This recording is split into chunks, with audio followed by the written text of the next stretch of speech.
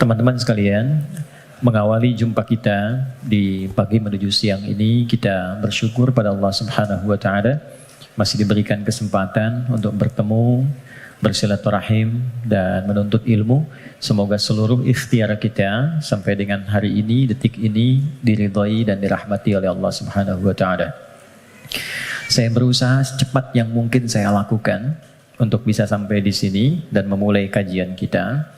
Kita akan menyambungkan dengan materi di pertemuan yang lalu. Tema kita hari ini secara singkat dan cepat kita akan bagi pada dua sesi. Yang pertama kita akan bicara tentang kunci cepat kebahagiaan dalam Al-Quran. Ya, shortcut bahagia itu seperti apa ditunjukkan oleh Allah di dalam Al-Quran. Kemudian setelah itu kita akan coba agak lebih banyak untuk berdiskusi. Barangkali ada beberapa hal yang ingin kita diskusikan, tanya jawab, saya bertanya, Anda menjawab, atau sebaliknya. Baik, mudah-mudahan sisa waktu yang ada bisa kita maksimalkan. Setiap kita tidak akan luput dari persoalan, seperti yang dibahas di pertemuan lalu. Dan ingat kuncinya, tidak ada manusia yang hidup yang tidak mengalami persoalan, yang tidak punya masalah. Itu mustahil. Quran surah kedua ayat 155 sampai 157. Allah menegaskan, saya sedikit menyingkat apa yang telah dibahas di pertemuan lalu. Walanabluwannakum bisyai. Setiap yang hidup pasti aku akan uji dengan beragam ujian kehidupan. Perhatikan cara menerjemahkannya. Untuk meningkatkan kualitas hambaku melalui ujian itu.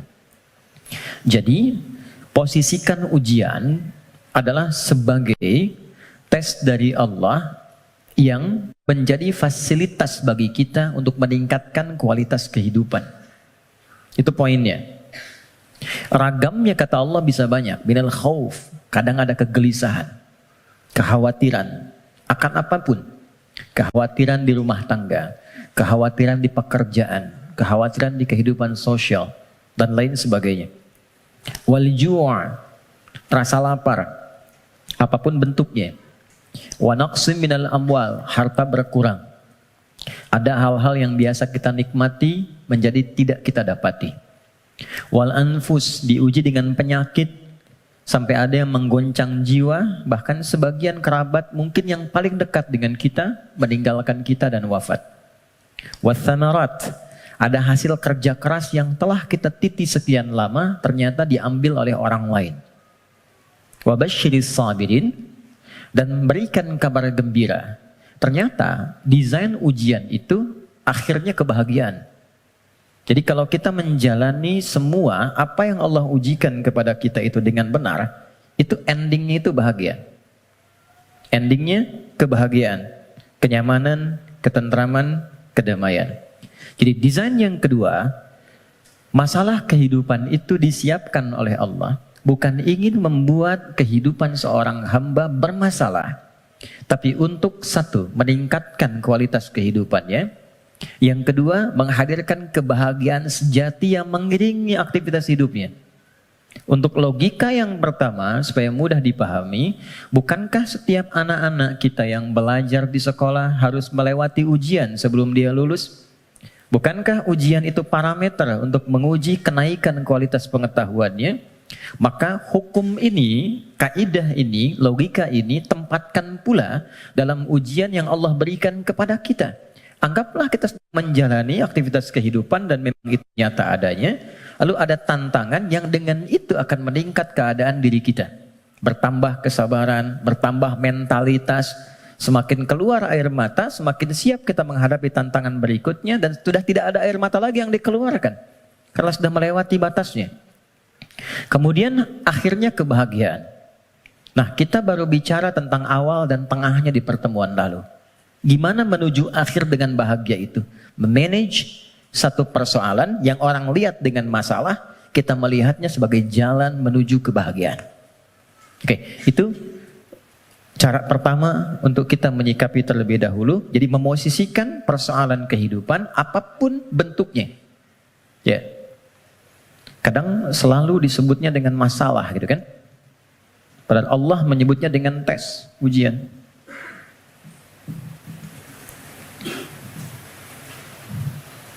Satu, untuk meningkatkan kualitas hidup. Tadi sudah saya sampaikan, bahkan dari sisi logikanya. Ya, ini macam-macam.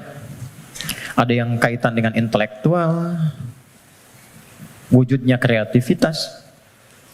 Ibu, teman-teman yang akhwat senang mana? Anak diam atau anak aktif?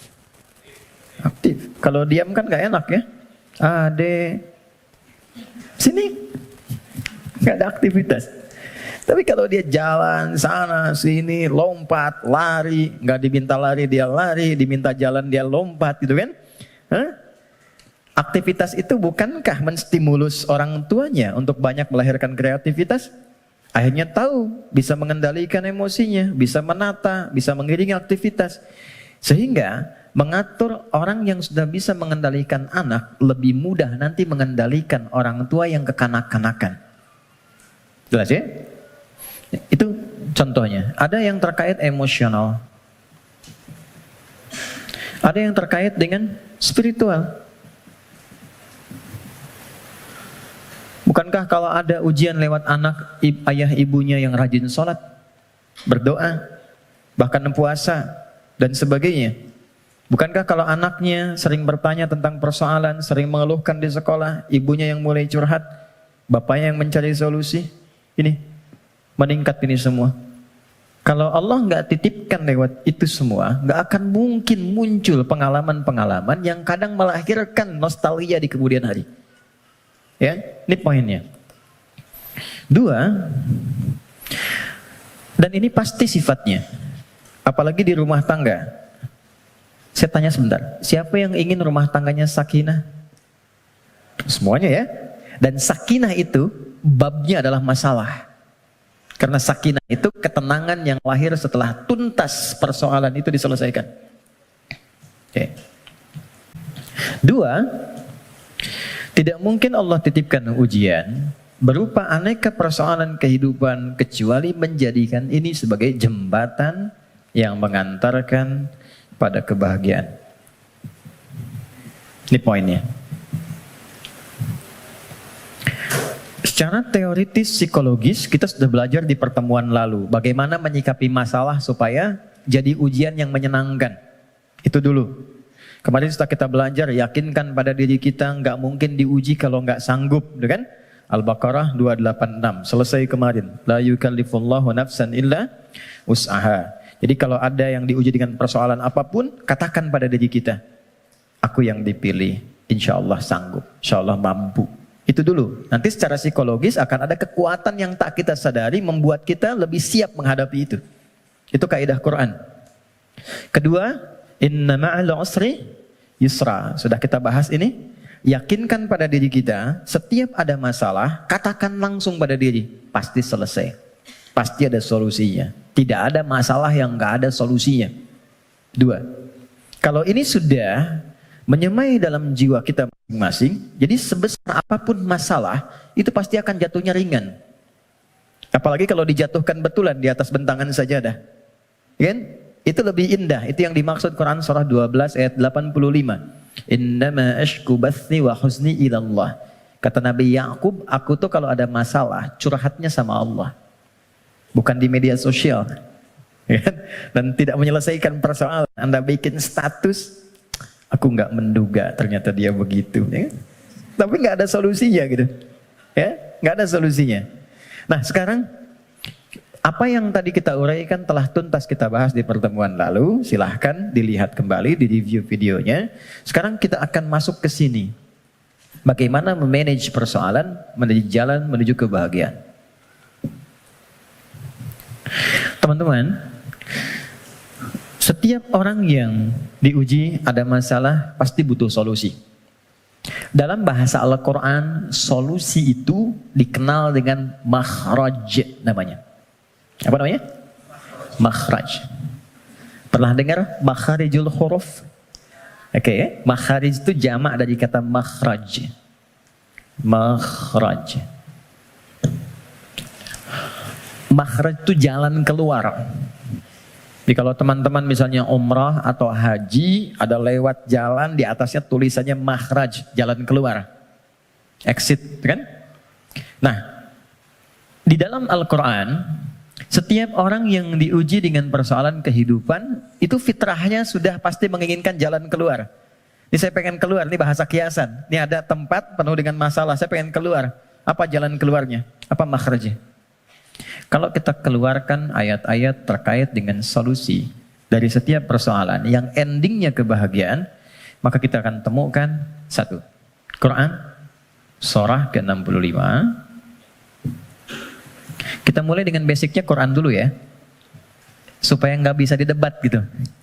Kalau teori manusia kan bisa didebat ya, tapi siapa yang mau mendebat firman Allah? Jadi saya mulai dengan Quran, hadis. Jadi kalau hadisnya didebat, Anda mendebat Rasulullah gitu. Baik, oke. Quran surah 65 ayat surah At-Talaq. Akhir ayat kedua, di akhir ayat kedua, di awal ayat ketiga. Dan nanti indahnya kenapa ditempatkan di surah At-Talaq. Ya. Bahkan di titik paling nadir pun dari persoalan itu, yang kadang sengketanya, kadang di ujung seakan melahirkan perpisahan dan sesuatu yang tidak diinginkan, itu ternyata masih bisa disisipkan ending yang membahagiakan. Ya, ya kita bacakan ayatnya. Bismillahirrahmanirrahim. Langsung ke ujungnya saja, karena kita agak terbatas waktunya. Wa may yattaqillaha yaj'al lahu makhraja. Satu. Oke. Kalau saya tuliskan kelihatan ya, insyaallah ya. Dan kalaupun belum tampak secara langsung, nanti bisa direview videonya, jadi bisa terlihat lebih jelas. Saya naikkan ke atas. Waman, ini. Yang saya highlight dulu. Wa may yattaqillaha. Gini. Ya, itu kelebihan. Wa may yattaqillaha. Nih, kuncinya ini. Saya kotaki. Baru saya turunkan ke sini, ya ja'allahu makhraja. Makhraja. Oke, kita temukan kalimat makhraj di Quran. Satu. Waman, saya baca dengan man dulu, tidak saya baca dengan tajwid. Waman. Dan siapapun. Saya agak kurang sepakat dengan terjemahan dan barang siapa. Karena saya cari sampai sekarang nggak pernah ketemu itu barang punya siapa gitu. Barang siapa. Oke. Jadi saya lebih senang menerjemahkan dan siapapun. Dan siapapun. Nah, man ini di dalam bahasa Arab tuh kaidahnya berbunyi begini. Ismun mausulun yadulu alal faradiyah. Paham? Tidak. Man, konjungsi yang menunjuk kepada objek, kadang subjek, tapi dia menunjuk secara personal, tapi sifatnya luas. Jadi tawarannya berlaku secara personal setiap kita, tapi bersifat terbuka. Jadi kalau ada kata man di Quran, itu Allah sedang berbicara kepada kita, posisikan secara personal. Setiap kita itu sedang dikhitab, ditawari langsung oleh Allah. Dan tawarannya terbuka. Mau laki-laki, perempuan, besar, kecil, tua, muda, siapapun. Kalau ini kemudian disandingkan dengan kata makhraj, yang tadi kita sepakati makhraj itu solusi, jalan keluar. Lawan dari solusi, masalah kan? Ujian kan? Jadi satu kata man saja sudah memberikan kesan bahwa tidak ada satu pun di antara kita, bahkan saat ini di ruangan ini, yang tidak punya persoalan. Setiap kita. Tuh, wajahnya udah kelihatan tuh. Setiap kita pasti punya masalah. Kan? Apapun jenisnya. Tapi kata Allah, siapapun Anda, ketika mendapati ujian dari persoalan itu, aku sudah siapkan solusinya. Dan kalimatnya menggunakan ja'ala loh. Ja'ala itu nggak main-main, lekat. Jadi seakan Allah ingin katakan begini, setiap aku titipkan ujian untuk meningkatkan kualitas hidupmu, saat yang bersamaan, ini sudah ada solusinya. Jadi berbarengan dengan itu ada masalah, ada solusi. Ada problem, ada jalan keluar. Tinggal sekarang cara kita bagaimana menemukan jalan keluar itu bukan hanya merasakan persoalannya. Jadi diberikan persoalan itu untuk mencari lewat itu solusi yang telah Allah sandingkan tadi. Dan cara mencari itu ujungnya adalah ini, kebahagiaan. Apa jembatannya? Kalau jembatan itu di tengah atau di ujung? Selalu di tengah. Ada dua yang terpisahkan, tengahnya jembatan. Di sini persoalan, di sini solusi. Apa jembatannya? Kita cari yang pertengahan di sini. Waman awalnya, yaj'allahu makhraja, ujungnya. Tengah-tengahnya, yattaqillah. Takwa kepada Allah. Allah berikan satu kalimat saja yang bila ini diimplementasikan sempurna, maka endingnya bahagia di setiap situasi yang kita jalani. Takwa. Kalimat yang mudah untuk diucapkan dan butuh tantangan ketika dijalankan. Saya tidak ingin mengatakan sulit, karena nggak ada yang sulit yang Allah berikan. Yang sulit itu manusianya, bukan caranya. Oke, jadi kita sudah dapatkan katanya. Kalau ada persoalan, ujian apapun dalam kehidupan, maka kalau ini ingin cepat dituntaskan oleh Allah dan endingnya bahagia, maka solusi pertamanya apa? Takwa. Oke, satu dulu. Dua, apa itu takwa? Karena di sini kita punya dua pembahasan.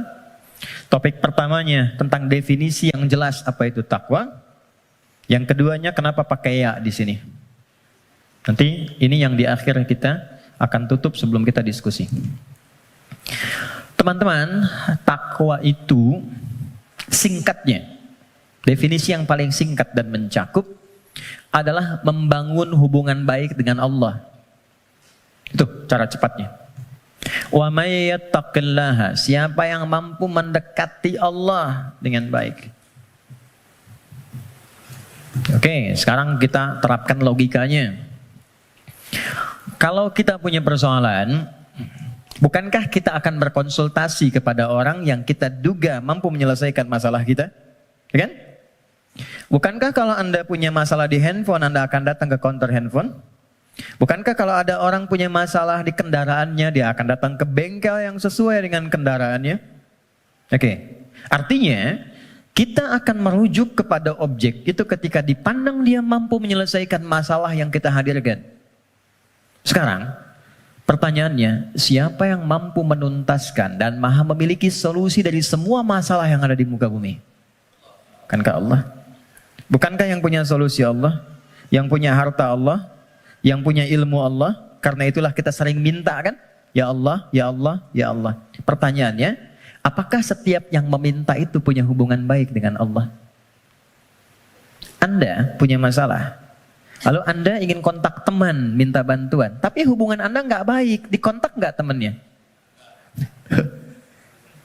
Tapi yang paling aneh, masih dikontak kan? Ya kan? Dan nggak berharap apa-apa gitu. Dan biasanya orang yang tak punya hubungan baik, walaupun dia mengontak, biasanya harapannya kosong. Mau dibantu nggak apa-apa, mau nggak dibantu nambah kesel. Kan nggak punya hubungan baik gitu kan? Oke, nah sekarang problemnya, apakah setiap orang yang minta kepada Allah itu, maaf, punya hubungan baik gak dengan Allah? Karena sifat Allah itu gak mungkin diminta kecuali diberi. Gak mungkin dimohon kecuali dikabul. Itu ada di Quran surah kedua, ayat 186. Paling kiri sebelah bawah di mushaf standar. Wa idza sa'alaka 'ibadi 'anni fa inni qarib ujibu da'watad da'i idza da'an. Itu kalimatnya. Jika ada hambaku Muhammad SAW bertanya kepadamu, berkonsultasi untuk mendekat kepadaku, ingin datang kepada Allah. Biasanya kalau motif hamba datang kepada Allah itu biasanya dua. Satu pengen minta sesuatu, yang kedua mau bertobat. Umumnya begitu. Umumnya. Nah, sebelum datang Allah sudah memahami karena Maha tahu sifatnya. Maka Allah jawab, ujibu da'watad da'i idza da'a. Katakan padanya, enggak usah lelah, aku sudah memahami sebelum dia datang. Wah, itu secara psikologis hebat sekali. Kalau Anda bertanya, Mas Dimas, mana ustadznya? Kok jam 10 belum datang? Iya nih, kayaknya nggak jelas ustadznya datang apa enggak.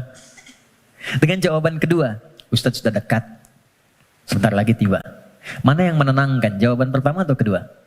Kedua. Maka Allah mengatakan, sebelum engkau tanya, katakan Muhammad pada mereka SAW, aku dekat. Setelah itu apa? Aku akan kabulkan apapun yang hambaku minta. Sepanjang itu maslahat untuknya. Jadi setiap permohonan itu dikabul. Dan jawabannya menggunakan ya. Lalu kembali kepada saya jadi ujibu. Aku akan jawab kapanpun itu yang sesuai dengan kebutuhan dia. Ya, karena sifat doa itu gini. Sifat doa itu mengabulkan apa yang dibutuhkan, bukan memberikan apa yang dimintakan. Karena Allah itu maha pengasih. Gak mungkin Allah ngasih kepada sesuatu yang membahayakan. Ya, kadang kalau memang betul itu maslahat buat Anda, minta, Anda butuh diberi seketika. Tapi kalau sekarang Anda belum siap, mungkin diberikannya 2 tahun, 3 tahun, 4 tahun. Nabi itu minta kiblatnya pindah dari Masjidil Aqsa ke Ka'bah. Kapan dikabulkannya? Setahun 8 bulan. Bayangkan seorang Nabi, Rasul, manusia terbaik, minta sama Allah, nggak langsung dikabul. Setahun 8 bulan baru dikabulkan. Kenapa? Bukan nabinya, umatnya belum siap. Ya, begitu pindah, dapat komen dari kalangan Yahudi yang ada pada saat itu di Madinah, langsung dislike, share, viral. Nggak ada yang subscribe satupun. Ya, yang ada nanti malah konflik. Jadi begitu sudah siap, sudah paham dengan esensi sholat, sudah mengenal Allah lebih dekat, baru dikabulkan. Kadang-kadang, maaf ya teman-teman, apa yang sekarang kita dapatkan, boleh jadi itu doa sekian bulan, atau bahkan tahun yang pernah dimohonkan dulu. Cuman kadang-kadang, sebagian hamba tidak menyadari itu, karena itu syukurnya telat. Gitu. Ada yang ketiga, ini yang lebih dahsyat. Allah mengganti apa yang diinginkan dengan apa yang dibutuhkan. Seperti pernah saya sampaikan, Anda punya anak, anaknya sakit, konsultasi ke dokter, ini yang terbaik untuknya jeruk. Pulang dari rumah sakit, dia merengek minta apel. Mama, apel, apel, apel. Ini nak, jeruk. Nggak mau apel. Ini jeruk rasa apel. Itu yang terbaik, gitu kan? Oke, kadang-kadang Anda minta motor, dikasihnya mungkin sepeda. Kadang Anda minta mobil A, dikasihnya mobil B. Kadang Anda mengajukan proyek A, dikasihnya proyek B. Yang ini nggak masuk, yang ini dapat. Jadi sifat doa, itu kalau dimohonkan, diberikan. Kalau nggak cocok di dunia, diberikan di akhirat. Itu sudah janji. Karena itu kita masih ada iman akhirat, jadi masih punya harapan. Yang bahaya itu kalau nggak punya keyakinan tentang akhirat, dia nggak punya harapan. Jadi meninggal aja. Kalau kita masih punya harapan, makanya kita belajar ilmu tentang alam kubur, ilmu tentang akhirat, pengetahuan tentang surga neraka. Kenapa? Supaya memunculkan harapan. Ya, sebab kalau ditanya nanti, kalau meninggal kemana, punya jawaban. Kalau orang yang nggak tahu itu ditanya kemana, meninggal ya meninggal aja. Kalau meninggalnya kan sama-sama meninggal. Halo? Ya? Baik. Nah sekarang problemnya adalah, bisa ada orang minta, tapi nggak terkabul gitu. Nggak dapat. Apa problemnya? Maka saya kisahkan hadis Nabi. Teman-teman, thumma dzakara ar-rajula yutilu safara ash'atha aghbara. Nabi mengisahkan seorang lelaki yang menempuh perjalanan panjang. Safar. Sifat safar, ingat ya, sifat safar itu cepat mengabulkan doa. Jadi kalau teman-teman sedang safar, kalau dari segi jarak tuh di atas 82 km dari segi jarak. Tapi kalau dari waktu tempuh yang merubah zona waktu lah setidaknya. Ya, jadi kalau kita misalnya dari sini mau ke Palembang, Papua, Lampung, safar. Tapi ingat, safarnya menuju tempat yang baik. Ya, ini mau safar ke Makau, safar ke Las Vegas misalnya, itu bukan safar namanya. Memang jalan jauh tapi bukan dalam konteks yang dibenarkan. Nah, orang yang menempuh perjalanan jauh dalam rangka kebaikan, apalagi diniatkan ibadah, maka berpotensi mengabulkan doa di setiap titian perjalanannya. Maka alih-alih banyak foto dan bikin status, saran saya, isi dulu dengan doa. Isi dulu dengan doa. Dua, yamuddu yadaihi ilas sama. Dia mengangkat tangannya ke langit. Gini. Saya tidak bermaksud mengajarkan, hanya secara saja. Biasanya begini yang mudah untuk dilakukan. Kalau Anda angkat telapak begini. Ada garis kan ya? Ada garis ya? Nah, yang paling mudah itu begini. Satukan garisnya. Ini. Lalu di sini letakkannya. Nanti ada babnya. Semakin tinggi dan luas permohonan, biasanya semakin diangkat, semakin terbuka. Seperti doa istisqa, minta hujan. Doa istisqa itu begini. Nanti ada di khutbah Jumat, misalnya khatib begini. Ya, sebetulnya tidak diatur secara spesifik, yang penting ngangkat. Tapi umumnya riwayat mengatakan ngangkat dekat ke dada. Saya yang praktekkan begini. Nah, singkatnya, hadis sahih mengatakan orang yang mengangkat tangan dengan berdoa itu lebih cepat intinya dikabulkan dibandingkan dengan yang diam. Innallaha hayyun karimun. Allah itu maha mulia dan sangat merasa malu kalau seorang hamba mengangkat tangannya tidak dikabulkan doanya. Itu jawaban dari Nabi kepada seorang sahabat yang bertanya, "Ya Rasulullah, kalau ada seorang hamba mengangkat tangan dan bermohon kepada Allah, apakah dikabulkan?" Kata Nabi, "Bagaimana menurutmu jika ada temanmu minta kepadamu sambil menengadahkan tangannya begini? Ya, Mas Andrian, tolong sesuap nasi aja." Kalau nggak ngasih malu kan? Maka kata Nabi, Allah lebih malu karena sifat rahimnya, lebih malu kalau hambanya mengangkat tangannya lalu dia tidak memberinya. Dua. Tiga, ini kunci cepat. Fayaqulu ya Rabb, ya Rabb. Lalu dia bermohon dengan al-asma'ul husna. Cara ketiga, kalau doa ingin cepat dikabulkan, mulai dengan al-asma'ul husna. Enggak perlu semuanya. Pilih satu nama yang sesuai dengan permohonan yang kita ajukan. Contoh, Allah punya berapa nama? Ya, yang dihitung 99. Itu yang disebut dengan Al-Asma'ul Husna. Quran surah ke-17 ayat 110. Ulidu'ullaha. Kalau engkau punya persoalan, kata Allah sebut namaku minta. Awid'ur Rahman. Sebut namaku sang pemberi tanpa batas. Maha kasih yang luas. Ayyamma tad'u, tapi kalau engkau ingin spesifik, falahul asmaul husna, pilih satu nama yang sesuai dengan kebutuhanmu. Contoh, Anda minta untuk dilapangkan rezeki. Sebut ya Allah, Allahnya dulu. Allah. Ya Razzaq. Ya Allah, ya Razzaq. Ya Allah sang pemberi rezeki. Anda belajar atau anak Anda belajar ingin diberikan keluasan ilmu. Ya Allah, ya Alim. Pilih salah satu. Nabi Zakaria ketika bermohon kepada Allah, manusia itu berkata, kamu punya keterbatasan, gak mungkin punya keturunan. Maka beliau menyebut nama Allah sang pemberi tanpa batas. Namanya Ya Wahhab. Disingkat dengan Hab. Ya, Wahhab. Banyak persoalan ingin dikuatkan kesabaran. Ya Sabar. Ya, jadi kalau Anda mau minta, nggak harus semua disebut. Nanti yang nggak ada, jadi ada. Ya Allah, ya Razak, ya Alim, ya Sabar. Tadinya nggak punya masalah, Anda malah punya masalah, gitu kan? Oke. Dia menyebut ketiganya. Jadi dia mengatakan, ya Rabb, nama puncak untuk pemberian dengan sifat rububiyah. Dia Safar, dan orang ini mengangkat tangan. Apa kata Nabi? Anna yustajabu lidzalik. Ini susah doanya dijawab. Gimana bisa terjawab? Ternyata dia dalam keadaan sedang punya hubungan yang tidak baik dengan Allah. Kata Nabi, mat'amu haramun. Makanan dia sumbernya dari yang haram. Mashrabu haramun. Minumnya yang haram. Malbasu haramun. Pakaiannya dari yang haram. Wa ghudhiya biharamin, dan perangkat hidupnya haram. Saya pegang gelas dari tadi, saya ingin tunjukkan begini. Ini gelas masih terbuka. Gini. Teman-teman. Saya bisa masukkan apapun.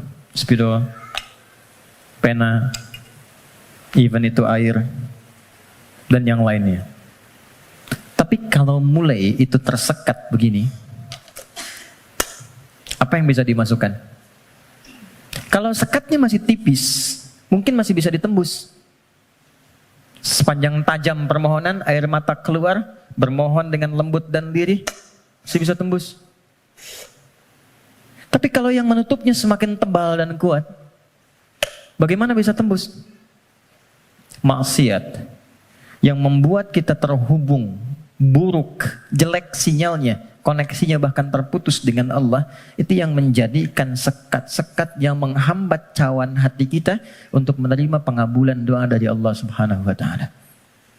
Maka tadi saya katakan di awal, bagaimana ada orang punya hubungan yang kurang baik dengan Allah, saat yang bersamaan dia berani meminta. Bersyukurnya Allah punya sifat Rahman dan Rahim yang masih menampung permintaannya dan mengabulkan.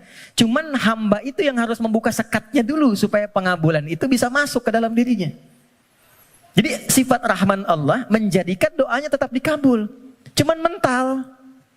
Itu maksudnya. Ya Allah Maha Adil, tetap memenuhi janji, diminta diberikan, cuman terpental. Karena apa? Sekatnya belum dibuka. Nah, untuk membuka sekat itu dan dibangun kembali hubungan baik, itu yang disebut dengan takwa namanya. Ya. Bagaimana Anda bisa meminta khusyuk berdoa? Saya kadang-kadang suka mau senyum sendiri.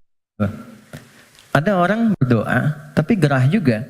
Minta khusyuk, tapi dia membawa perangkat haram dalam dirinya. Gambar-gambar yang tak pantas, video-video koleksi yang buruk masuk di handphonenya. Kok bisa masuk sakunya saat yang bersamaan dia sholat? Kok bisa? Nggak malu sama Allah. Kan kita mengetahui Allah maha mendalami segala hal.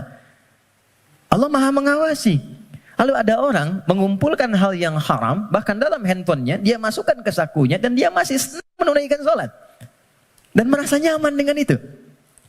Apalagi dengan keadaan sadar, dia hasilkan perangkat dirinya, pakaian dari cara yang tidak benar, kemudian juga perangkat dari cara yang tidak benar, kemudian dia diuji dengan persoalan yang Allah ingin bimbing dia untuk mendapatkan jalan keluar yang baik, tapi dia menggunakan itu dan dengan perasaan bangga dia bermohon kepada Allah.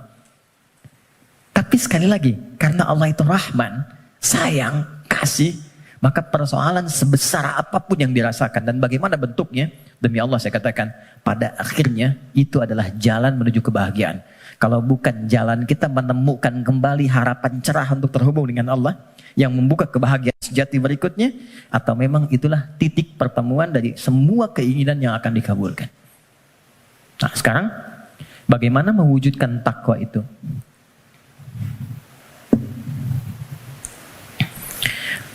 Teman-teman, halo? Kenapa serius begitu? Tenang ya, tenang. Nah, baik. Sekat ini terhambat karena ada penyebab. Penyebabnya yang paling pokok nafsu. Nafsu. Nanti itu yang diprovokasi oleh setan untuk mengeluarkan bisikan-bisikan yang buruk. Nafsu itu setidaknya disebutkan dalam Al-Quran kurang lebih sebanyak 115 kali. 115 kali. Oke. Nah, jadi kita harus mencari kata takwa dalam Quran yang disandingkan dengan nafsu. Kata takwa itu dengan semua derivasinya disebutkan dalam Al-Quran 240 kali. Dan yang bersanding dengan nafsu itu 115 kali. Masya Allah. Tadi masih ingat? Siapa yang menggerakkan nafsu manusia untuk berbuat keburukan? Setan kan? Setan disebutkan 88 kali dalam Al-Quran. Saya ulang. Siapa yang menggerakkan nafsu manusia untuk berbuat keburukan? Kok begitu sekali melihatnya? Setan disebutkan sebanyak 88 kali dalam Al-Quran. Saat yang bersamaan, kita pun diberikan oleh Allah itu perangkat takwa. Lawan dari nafsu. Quran surah 91 ayat 7 sampai 10. Wa nafsin wa ma sawwaha fa'alhamaha fujuraha wa taqwaha. Yang fujur itu nama lain dari nafsu. Takwa itu bagian ya tertentu dari tubuh kita sebagai gambaran nilai kebaikan. Nah, yang mensupport takwa itu malaikat. Pernah nggak merasakan begini? Ketika azan berkumandang Allahu Akbar, cepat sudah azan, siap-siap. Pernah merasakan itu? Nah, itu yang bisikan malaikat. Pernah nggak ada bisikan begini? Ketika misalnya melakukan satu perbuatan atau terfikir untuk berbuat yang tidak benar, ingin berdusta pada pasangan, hati kecilnya mengatakan jangan lakukan, itu nggak benar. Pernah ada begitu? Itu bisikan malaikat. Teman-teman, malaikat disebutkan dalam Al-Quran sebanyak 88 kali.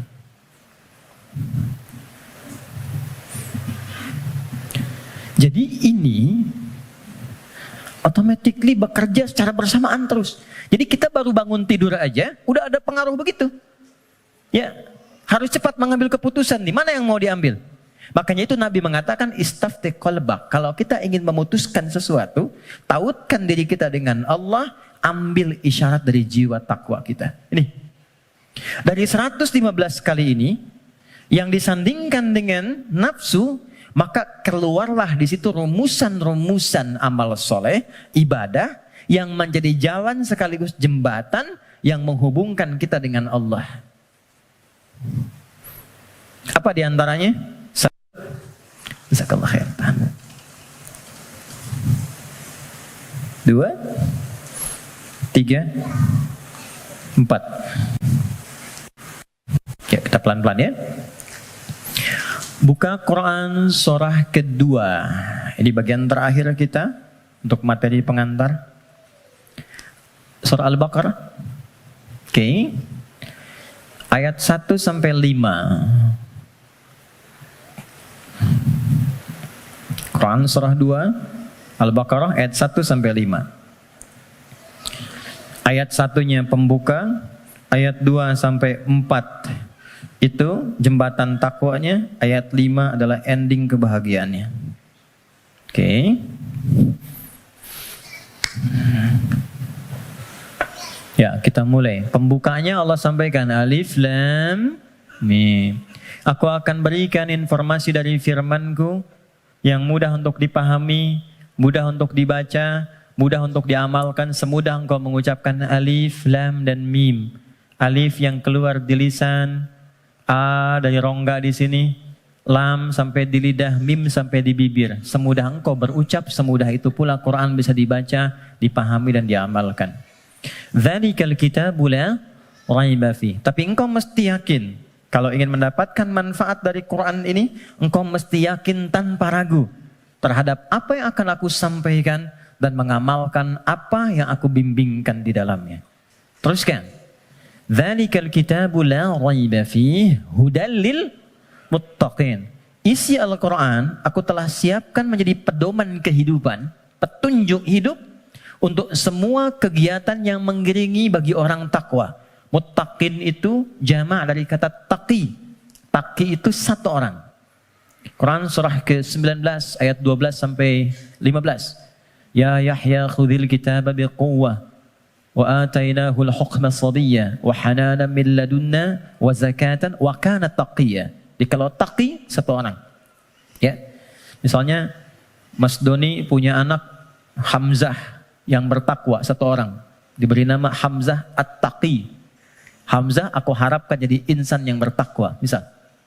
Kalau banyakan itu berubah namanya menjadi muttaqin. Kalau menjadi objek muttaqin jadi subjek muttaqun. Kata Allah, aku telah siapkan isi Quran sebagai pedoman berkehidupan. Objeknya siapa? Untuk hamba-hambaku yang mencoba meningkatkan takwa. Apa jembatan amalan untuk mewujudkan sifat takwa itu, menjadi orang takwa itu? Teruskan ayatnya. Nah, ini poinnya. Ayat 3. Alladzina yu'minuna bil ghaib wa yuqimunas shalah. Oke, satu. Teman-teman lihat baik-baik.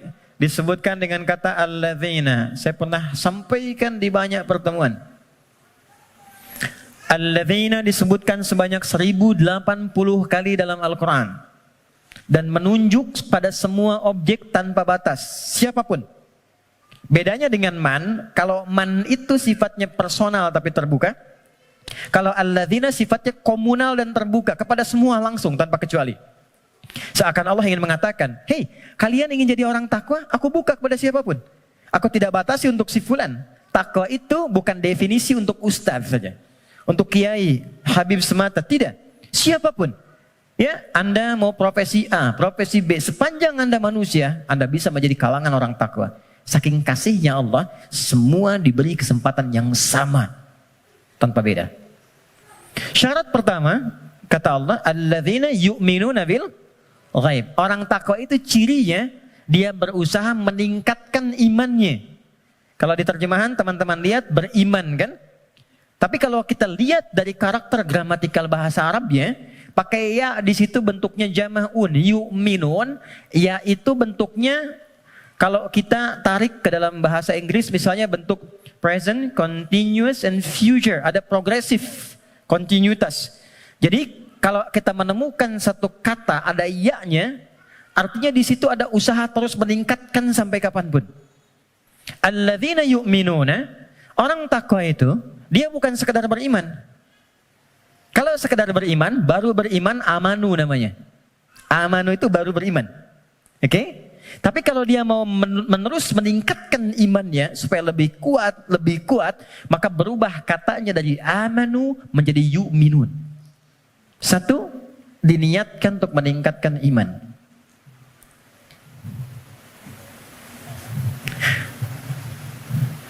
Ilustrasinya begini. Tadi subuh jam berapa?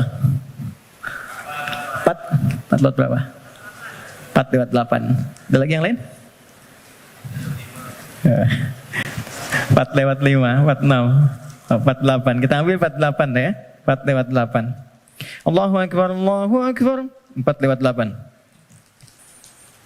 Begitu dipanggil Allahu Akbar, Allahu Akbar, bangun. Sadar ada panggilan, siap-siap untuk menunaikan salat. Jam 4 lewat 8 dipanggil, jam 4 lewat 8 bangun. Itu namanya iman standar. Oke. Bukan kuat, iman standar. Oke. Baik, gini. Teman-teman kerjanya jam 8. Datang jam 8, standar gak? Standar kan? Ya. Kerja jam 8, datang jam 8, standar ya? Standar. Kalau Anda datang jam 7, itu baru istimewa. Ya, itu baru kuat, bagus. Dipanggil jam 4 lewat 8, Anda siap-siap dari jam 3.30. Nunggu panggilan, kan? Itu kuat namanya. Dipanggil jam 4 lewat 8, nunggu dari jam 2. Istimewa. Ya. Yang sering terjadi itu begini, dipanggil jam 4 lewat 8, baru sadar jam 8 lewat 4. Ya. Okay. Ini problemnya. Dan masih menuntut untuk solusi segera gitu kan. Nah, ini. Nah, teman-teman, jadi orang yang yu'minun itu, dia tahu dia beriman, dia tahu dia dipanggil sholat, tapi dia ingin selalu meningkatkan keimanannya. Maka dia naikkan, biasa dipanggil jam 4 lewat 8, jam 4 dia mulai bangun. Naik lagi jam 3.45, 3.30. Semakin Anda mampu meningkatkan itu dan nanti ada rasa dalam jiwa. Ya, petunjuknya begini. Biasanya kalau iman sudah mulai meningkat dalam bab sholat itu, ada orang yang ketinggalan sholat sunnah itu hatinya gelisah. Padahal yang fardu itu belum dipanggil.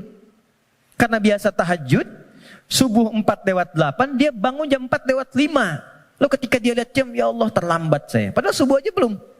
Nah itu jadi akan melahirkan satu getaran pada jiwanya, yang bahkan memosisikan ibadah sunnah itu kehilangan, jadi sesuatu yang sangat mahal. Kalau yang ini yang standar, atau ini yang di bawah standar, kadang-kadang terlambat sholat fardu pun biasa aja. Ini, ya. Nah ini yang dimaksud yu'minun. Jadi kalau ingin menjadi manusia takwa yang dimudahkan segala persoalan kehidupannya, ini kan eksklusif, VVIP, nggak semuanya orang bisa. Hal yang pertama dilakukan adalah niatkan untuk meningkatkan iman dulu. Naikkan imannya. Jalannya bagaimana? Amalannya langsung. Cara meningkatkan iman itu satu, wa yuqimunas shalah. Perhatikan tulisannya teman-teman di situ. Ya, biarkan saya saja supaya antum fokus untuk melihat, ya, dan bisa maksimal untuk mengamalkan. Biarkan saya mengembalikan pada fitrah diri saya. datang sendiri, rangkan sendiri, menulis sendiri dan menghapus sendiri. Ya. Anda datang, lihat, dengarkan, amalkan, masuk surga. Luar biasa. Jazakallah khair. Oke. Ya.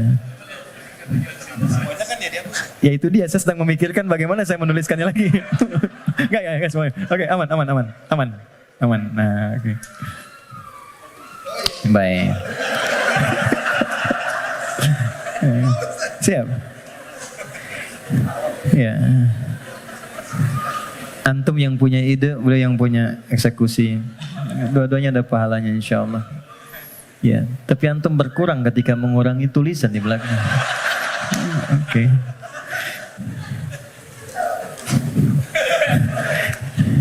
Satu salat. Ya, sebentar.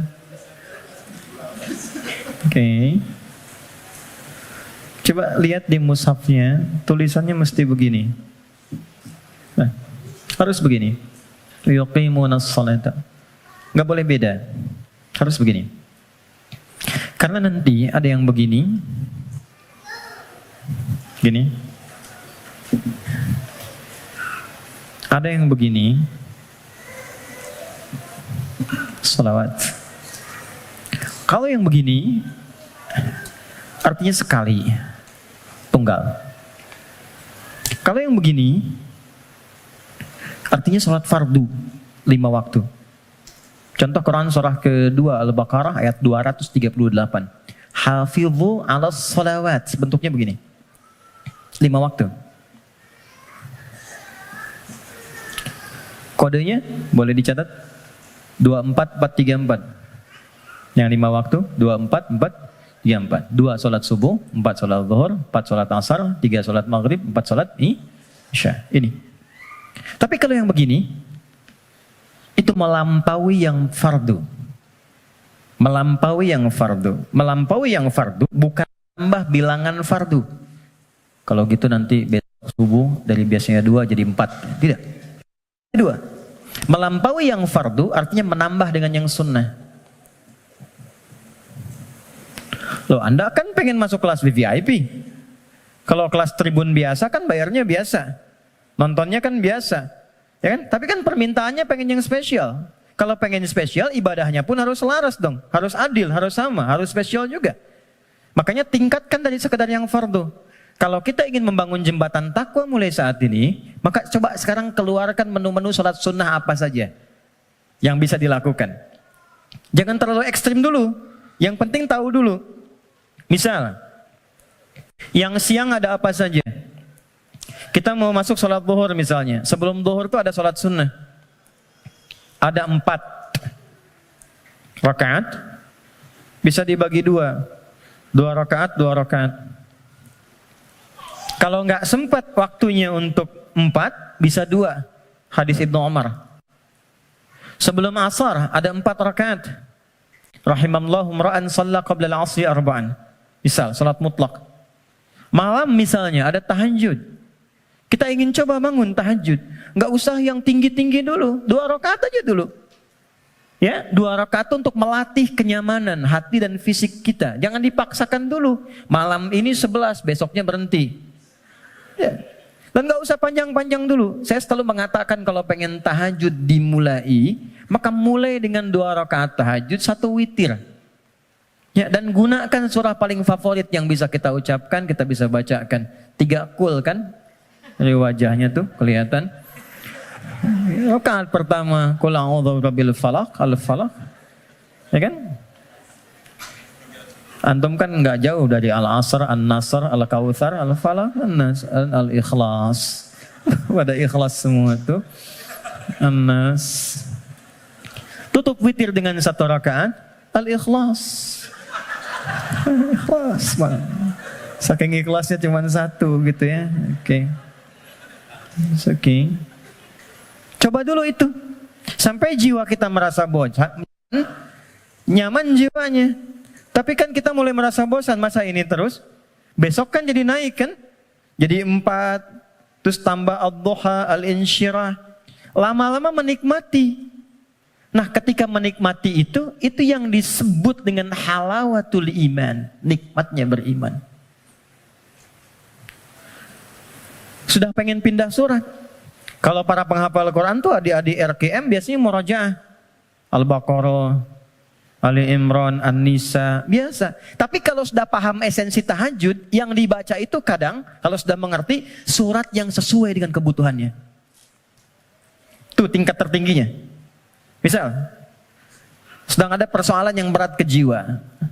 Nggak harus tinggi-tinggi. Baca rakaat pertama Ad-Duha, kedua Al-Insyirah. Kita nggak harus tinggi-tinggi. Dan kita merasakan itu. Pengen membangun hubungan baik dengan Allah. Pengen taubat gitu kan. Pengen mendekat. Pengen jadi ahli surga. Baca surat Az-Zumar misalnya. Pengen husnul khatimah. Bacakan surah Al-Fajr misalnya. Ya, akan di penghujung ayatnya. Ayat 27 sampai dengan ayat 30. Ya kan? Sampai terasa kenikmatannya. Itu yang dimaksud dengan wa yuqimunas shalah. Dan tunaikan dengan khusyuk, dengan merasakan itu. Ya. Ini poinnya. Jadi untuk menjadi orang takwa, amalan pertamanya apa? Salat. Untuk itulah ia disebut salat, dari kata silah asalnya. Silah. Dari kata wasala yasilu wusulan wasilatan. Wasalah itu sampai, ibadah yang menyampaikan hajat kita kepada Allah disebut dengan salat. Karena itu semua isinya doa. Silah, kalau teman-teman bikin simpul yang kuat talinya begini sehingga sulit dilepaskan, gini, disebut dengan silah namanya. Hubungan erat yang sulit dilepaskan. Pernah dengar silaturahim? Kenapa disebut silaturahim? Karena ketika Anda kumpul, terhubunglah ya satu hubungan chemistry, perhatian yang itu nggak lepas saat pulang. Jadi silaturahim itu wujudnya bukan saat kumpul. Kalau kumpul Anda menyapa, wajar orangnya ada. Kalau kumpul Anda tersenyum, wajar temannya ada. Silaturahim itu ketika Anda pulang, Anda masih ingat kawan Anda dan Anda doakan dia. Anda sapa dia. Anda berikan apa yang sanggup Anda bisa sampaikan.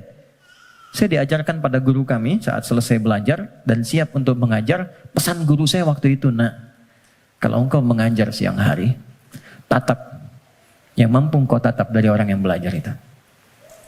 Sampaikan dengan tulus, malam kau bangun, kau sholat minta sama Allah. Bayangkan orang-orang kau tatap itu. Mintakan ya Allah mudahkan urusan hidupnya, sehatkan mereka, bahagiakan mereka, tanamkan kedamaian dalam jiwa mereka. Mudahkan mereka untuk memahami apa yang dipelajari. Itu yang menjadikan ilmumu akan bermakna. Gitu. Dan jangan pernah mencari dunia. Karena Allah pasti akan cukupkan. Itu pesan guru kami. Bedakan ketika teman-teman punya anak, kemudian belajar, Anda bayangkan wajahnya. Anda bayangkan keceriaannya. Anda mohonkan kemuliaan kepada Allah. Rasanya akan lain. Gitu. Nah, menyambungkan sesuatu dengan kuat itulah silah. Ibadah yang melatih kita terhubung dengan Allah supaya terus tersambung di setiap situasi, itulah sholat namanya.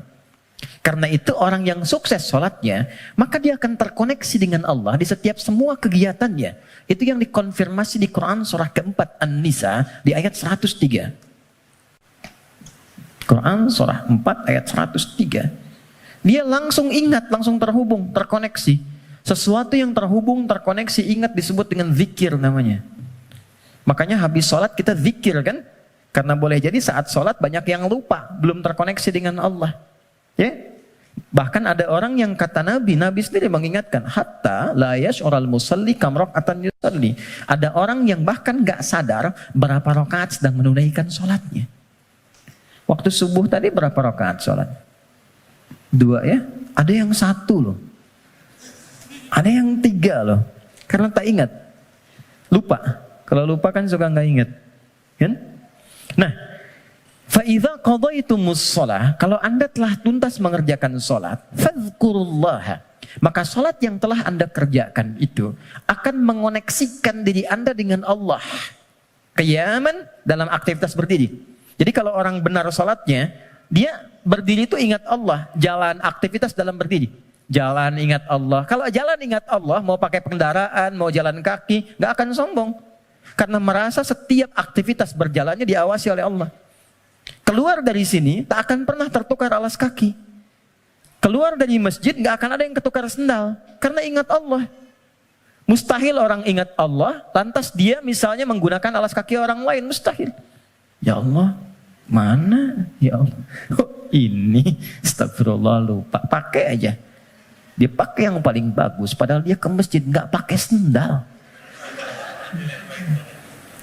Tuh.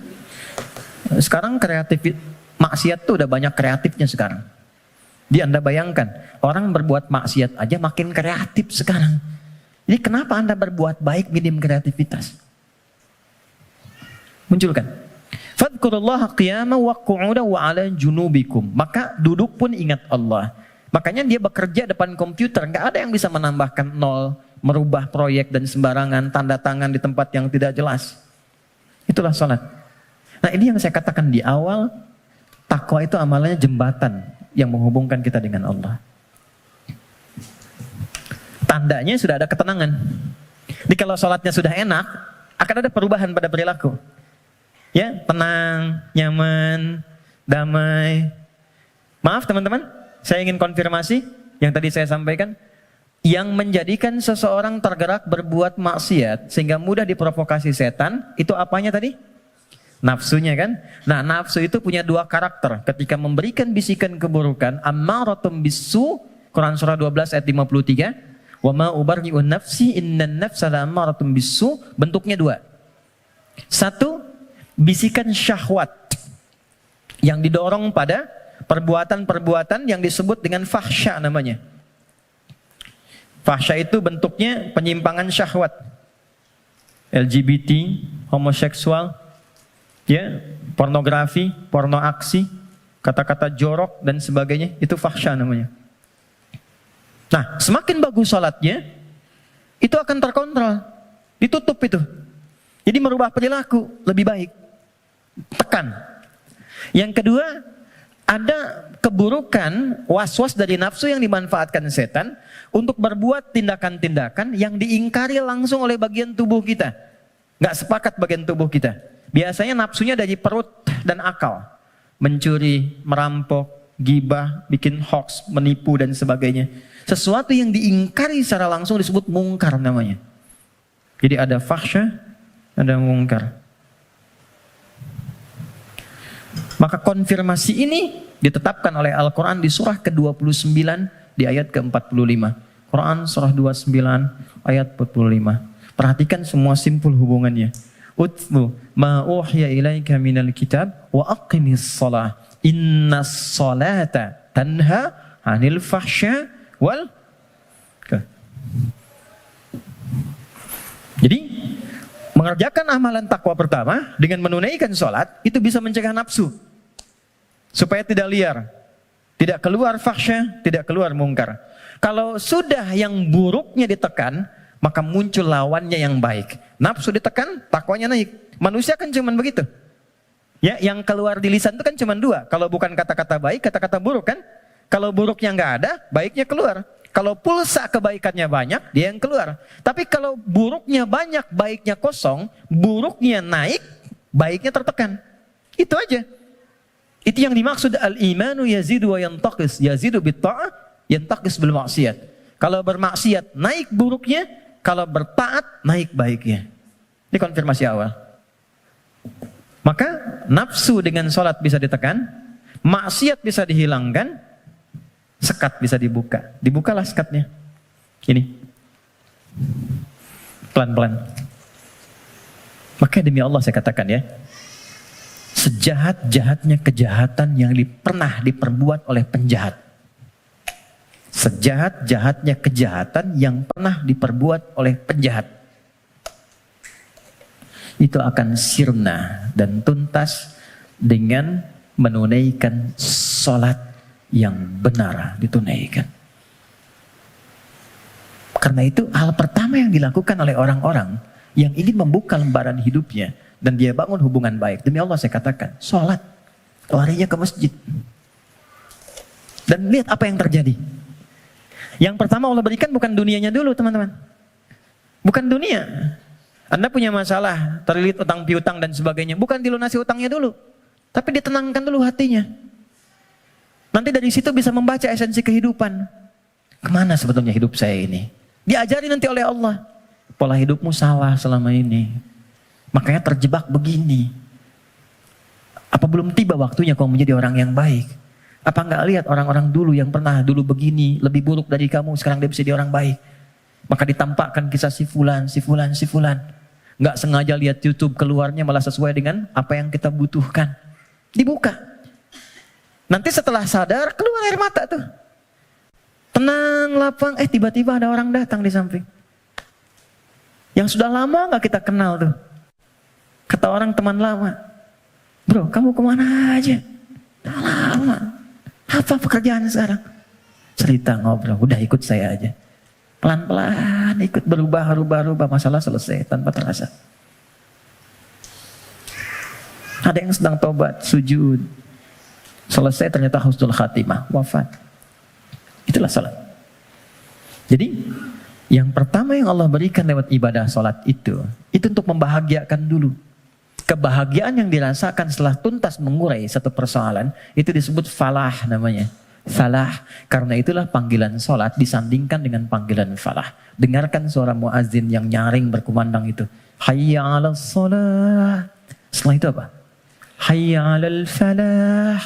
Itu kalau kita memahami makna falah dengan pendekatan ini, demi Allah saya katakan, tidak ada yang paling indah kecuali kebahagiaan ketika mendengar suara muadzin itu. Itu yang menjadikan sahabat Ali bin Abi Thalib sudah gemetar ketika mendengar suara adzan. Allahu Akbar, Allahu Akbar. Sudah nangis beliau. Saking ingatnya kasih sayang Allah. Tiba panggilan yang saat didengar oleh gunung. Kalau paham gunung itu mengerti bisa hancur saking merasakan nikmatnya dari Allah.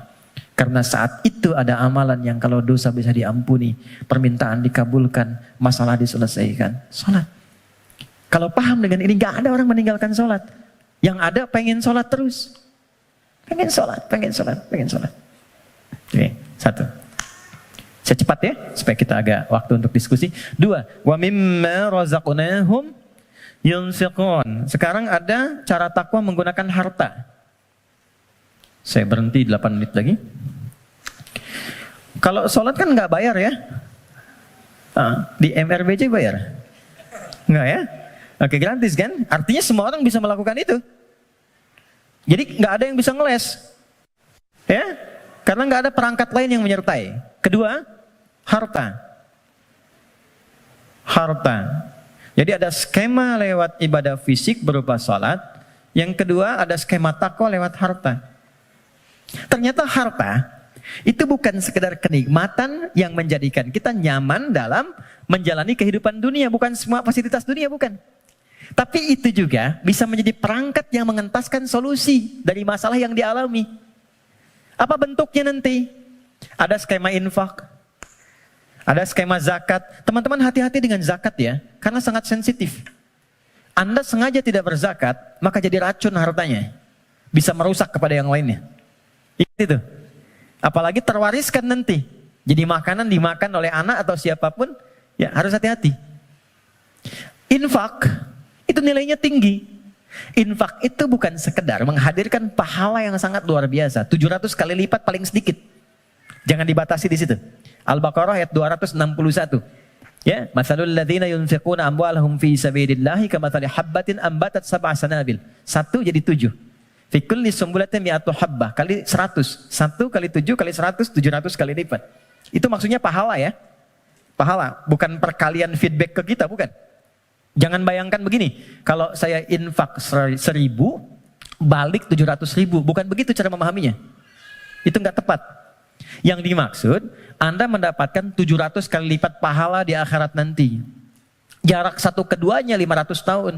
2 ketiga 500 tahun. Itu di akhirat. Di dunianya dapat apa? Nah, di dunia itu pancaran keberkahan. Di antara pancaran keberkahannya ada 2. 1, memberikan tambahan barokah kepada Anda yang nilainya lebih daripada apa yang Anda berikan. Minimal 10 kali lipat. Misal, dijaga dari sakit yang kalau berobat nilainya sekian. Dijaga dari musibah yang kalau dialami keluarnya mesti sekian. Itu. Yang kedua, ini yang paling menarik. infak dengan harta itu kalau diniatkan sesuai dengan keinginan yang kita mohonkan pada Allah, itu bisa mengentaskan persoalan yang sedang dialami. Itulah wasilah tawassul dengan harta. Rumusnya Quran surah ke-5 ayat 35. Saya pakai Quran, jadi nggak bisa dibantah. Ya ayyuhalladzina amanu taqullah. Hai orang-orang beriman, tingkatkan takwamu kepada Allah, wabtaghu ilaihil wasilah, dan cari wasilah dalam rangka menunaikan takwa itu. Apa wasilah diantaranya? Bisa menggunakan harta. Harta. Yuk, saya kisahkan dengan singkat, cepat sekali. Kalau mau infak, coba yang pertama, ini nasihat saya dari Quran.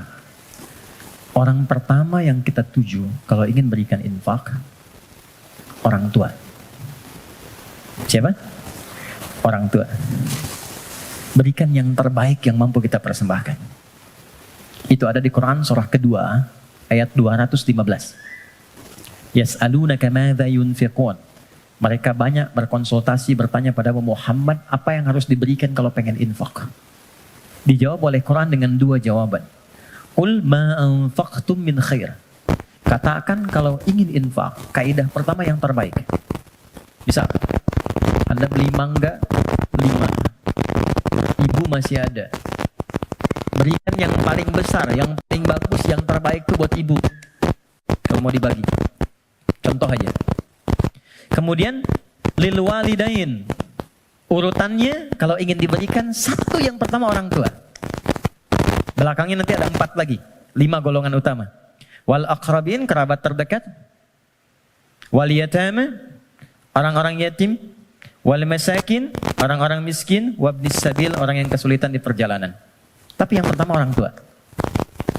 Jadi teman-teman, kalau orang tua masih hidup, apa yang bisa dipersembahkan walau tidak diminta.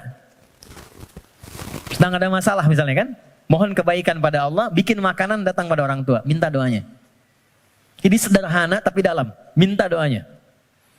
Ada kitab namanya Al-Adabul Mufrad karya Al-Imam Al-Bukhari. Dikisahkan seorang berkonsultasi pada Ibnu Abbas radhiyallahu taala anhuma, pengen taubat, dosanya banyak. Apa jawab Ibnu Abbas? Ibu masih ada enggak? Ada katanya. Udah, pulang aja, berbakti pada ibumu. Sayangi ibumu, buat beliau merasa senang terus. Nanya lagi orang ini, kenapa mesti ibu? Kata Ibnu Abbas, saya tidak pernah mendapati di Quran dan keterangan Nabi yang terbaik dari bakti kepada ibu untuk mengentaskan semua masalahmu. Dikonfirmasi di Al-Bukhari, ada orang sedang bekerja, tiba-tiba hujan turun, dia berteduh masuk ke dalam satu gua. Tiba-tiba menggelinding satu batu besar. Ini kisahnya viral. Nutup mulut guanya. Dari 3 orang ini sepakat, kita berdoa sama Allah karena udah gak mampu dorong.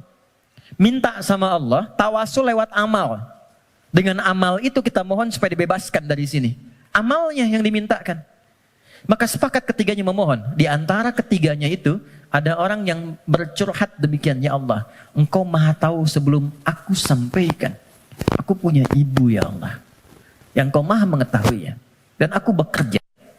Tidak pernah aku pulang ke rumah sebelum aku berikan dan aku siapkan susu untuk menu malam ibuku. Dan tidak pernah aku tidur sebelum aku minumkan sendiri susu itu di mulut ibuku. Satu kali, begitu beliau pulang, ibunya sudah tertidur. Maka, beliau tetap membuat susu, dipegang itu susunya sampai ibunya bangun. Dan ibunya sudah sepuh, jadi nggak sadar kalau anaknya itu sudah lama datang, sudah lama nunggu dan berdiri.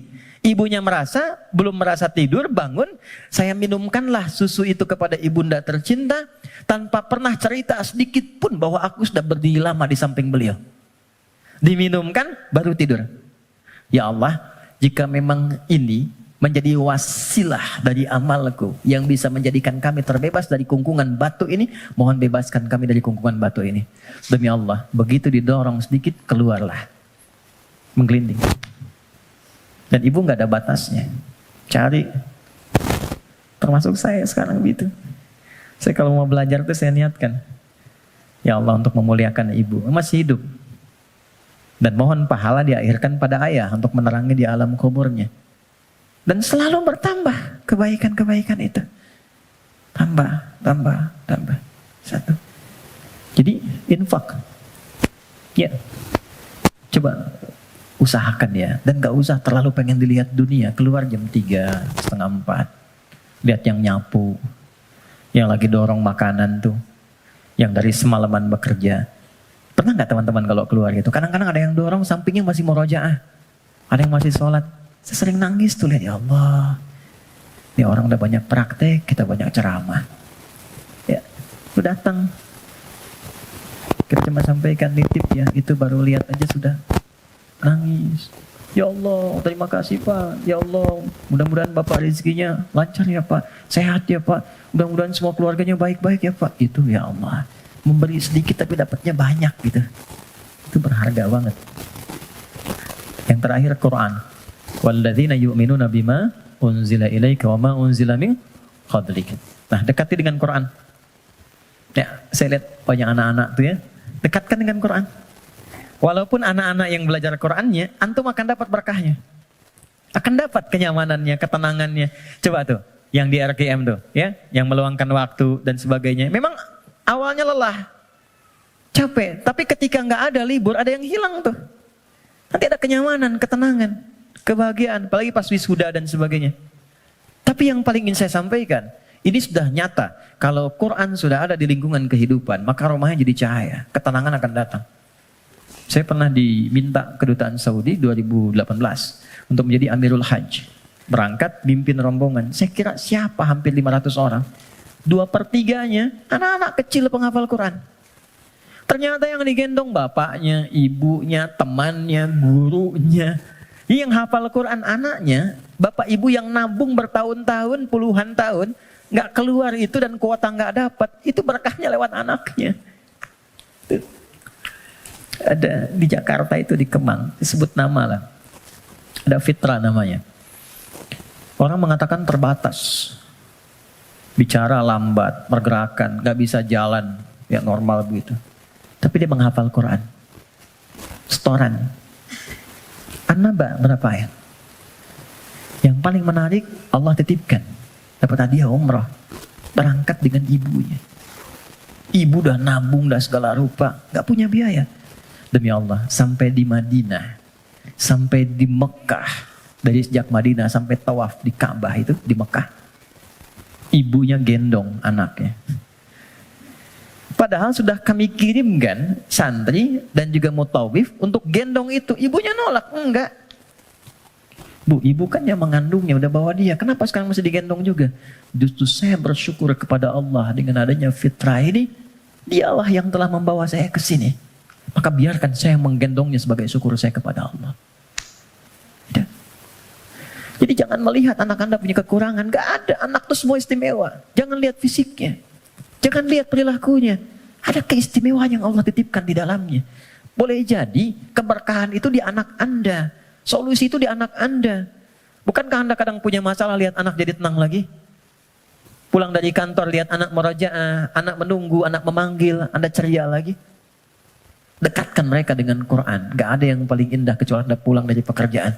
Dibuka. Anak Anda yang 4-5 tahun tiba-tiba mengatakan amma yatasa'adun anin naba'il azim. Anda lihat dari belakang.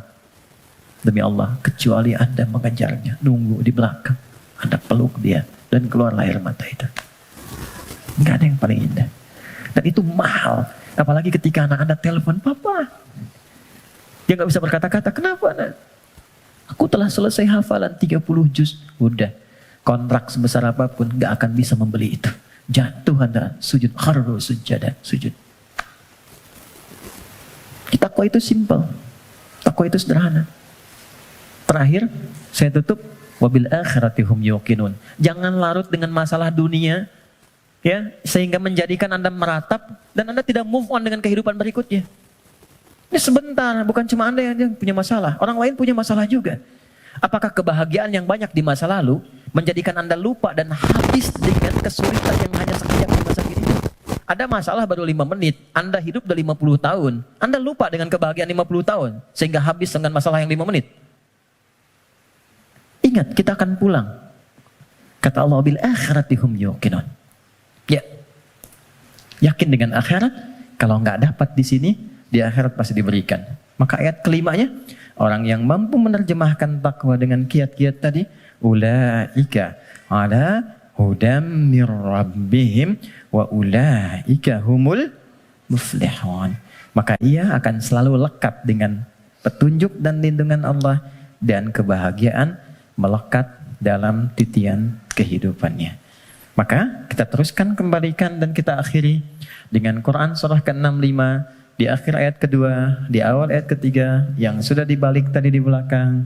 Yang kita katakan, wa may yattaqillaha yaj'al lahu makhraja. Semakin takwa ditingkatkan, salat naik, infak bertambah, kepada orang tua baik, Quran ditambah, sehari 1 ayat jadi 10 ayat, 1 halaman, 1 juz, yakin dengan akhirat, yaj'al lahu makhraja. Terakhir, wa yarzuqhu min haitsu la yahtasib. Bahkan nanti pada titik tertinggi, rizki pun Allah antarkan tanpa sulit dia mencarinya. Sekejap datang. Saya tutup, wa may yattaqillaha yaj'al lahu min amrihi yusra. Kalau sudah semakin tinggi takwanya, maka diringankan semua ujian hidupnya. Bukan gak punya masalah. Ingat, bukan gak punya masalah. Tapi setiap akan dialami, diringankan dulu sehingga dia merasa seakan tak ada masalah. Padahal dia menghadapi hal yang sama. Ada 2 orang berhadapan dengan persoalan yang sama. Yang satu nggak ada masalah, yang satu merasa sulit. Kenapa? Karena yang satu sudah mendapatkan keringanan dari Allah Subhanahu wa taala. Oke, saya kira itu yang bisa diuraikan di kesempatan